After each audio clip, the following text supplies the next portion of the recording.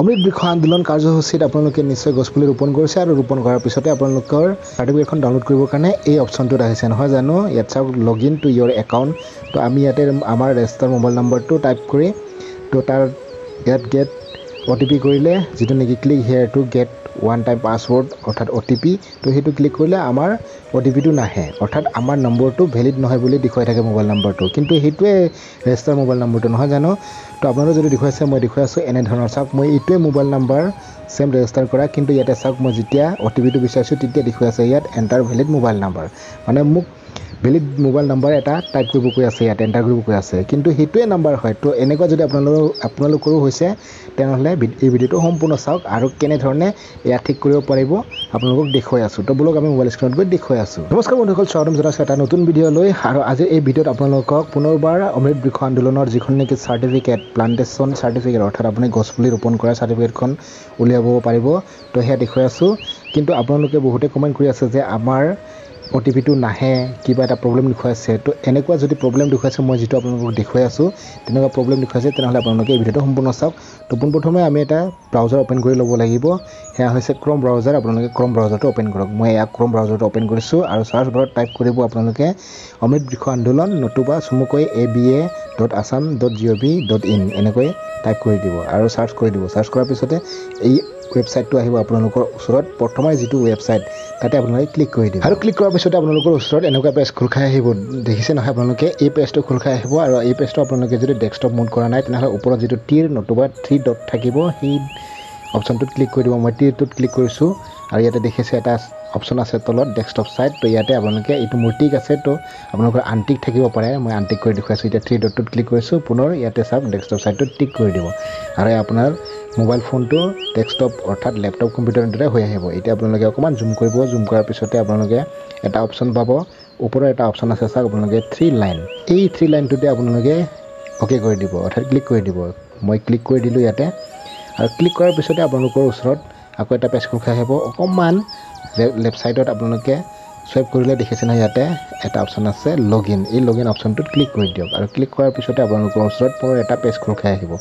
এই পেজটো যিটো নেকি মই প্ৰথমে আপোনালোকক ভিডিঅ'ৰ ষ্টাৰ্টিঙতে দেখুৱাইছিলোঁ তো ইয়াতে চাওক অমৃত বৃক্ষ আন্দোলন লিখা আছে log in to your account enter your register mobile number and OTP তো আপোনালোকে ইয়াতে ৰেজিষ্টাৰ মোবাইল নাম্বাৰটো দিলে নহয় জানো এনেকৈ টাইপ কৰি দিলে মই টাইপ কৰি দিলোঁ টাইপ কৰাৰ পিছতে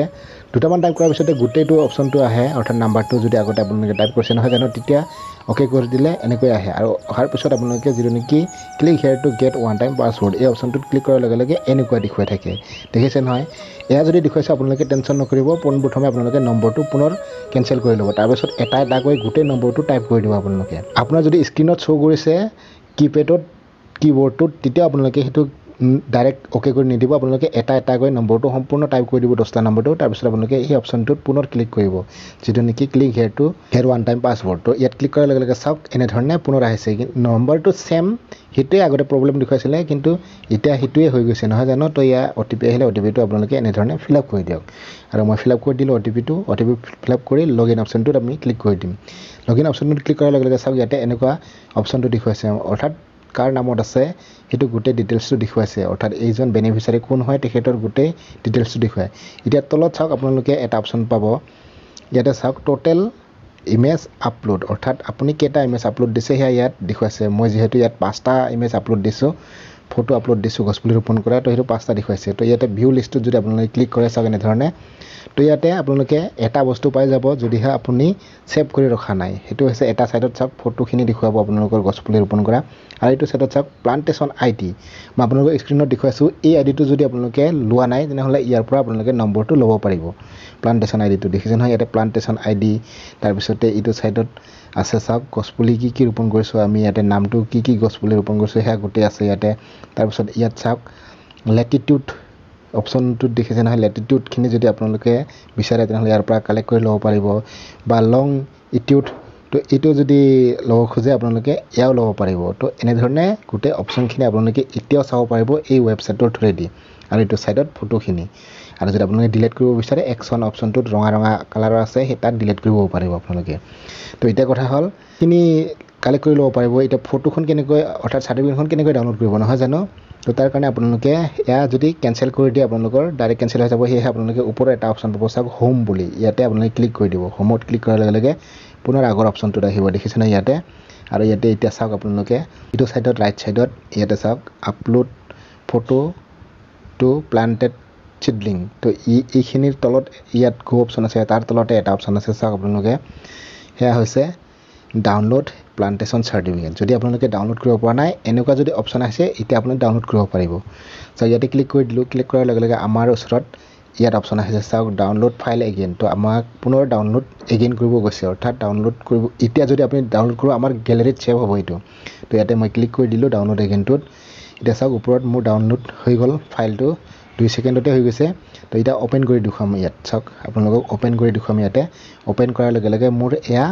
সম্পূৰ্ণ চাৰ্টিফিকেটখন গেলেৰীত ছেভ হৈ আছে আৰু ইয়াতে চাওক আপোনালোকে চিৰিয়েল নাম্বাৰ বা আপোনালোকৰ যিটো নেকি ৰেজিষ্ট্ৰেশ্যন নাম্বাৰ সেইটো সম্পূৰ্ণ দেখুৱাব আৰু ইয়াতে গোটেই অপশ্যনটো আহিছে আৰু ইয়াতে নামটো আহিব কোন বেনিফিচিয়াৰী আৰু এইফালে সাইডত মামাৰ ফটোখন আছে এইটো 2024ত ফটো আছে